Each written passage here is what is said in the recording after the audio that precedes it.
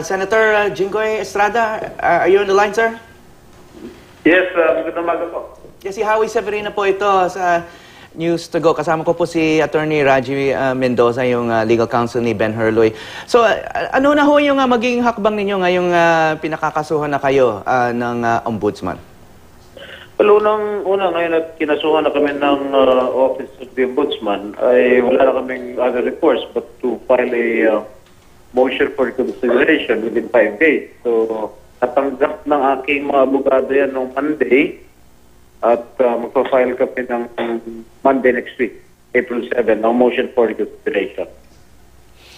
Okay, si Senator Bong Revilla, dinidiin niya na parang may sabwatan na nagaganap dahil sabay daw ang timing ng resolution ng Ombudsman at yung draft recommendation ng Senate Blue Ribbon Committee. Ano ho yung pananaw niyo rito?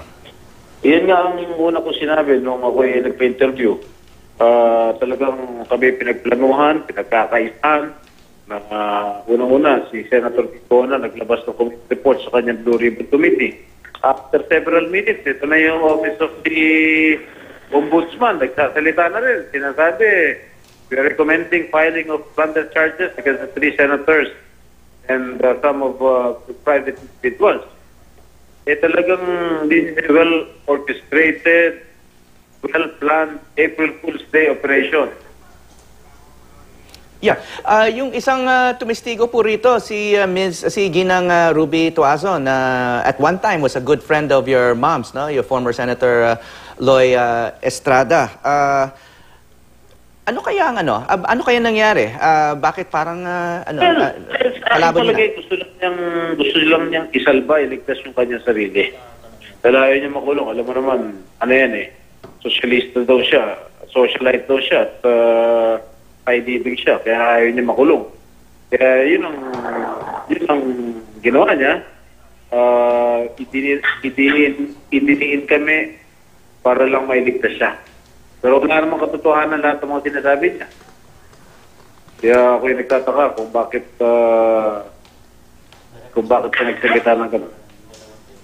So, sa tingin nyo, this is just politics. Kasi nasabi nyo na dahil miyembro kayo ng oposisyon, no? And this... So, sa tingin nyo, ano ho yung... kung hindi nga totoo lahat ito, ano ho yung motibo ng ibang tumitestigo? Well, unang-una, halatang-halata ng tatatlong senador lang na pasapi ng oposisyon ang kanilang kinasuhan. Sinasabi nila meron second batch, third batch, pero hanggang ngayon ay wala pa rin daw. Sinasabi ni Secretary de Lima na pinag-aaralan pa daw. Pero kami, hindi na pinag-aaralan, kinasuhan kagad kami.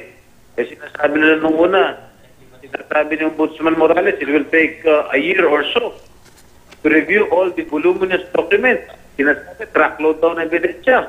Bakit nakuha lang nila na 6 na buwan? Tiniming pa nila yung paglabas ng committee ng report ng Blue Ribbon Committee. Talagang meron talagang plano. So, talagang Senator, wala kayong intention o plano mag-leave of absence muna habang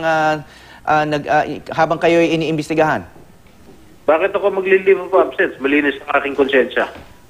Wala akong kasalanan, wala akong ninakaw sa taong bayan.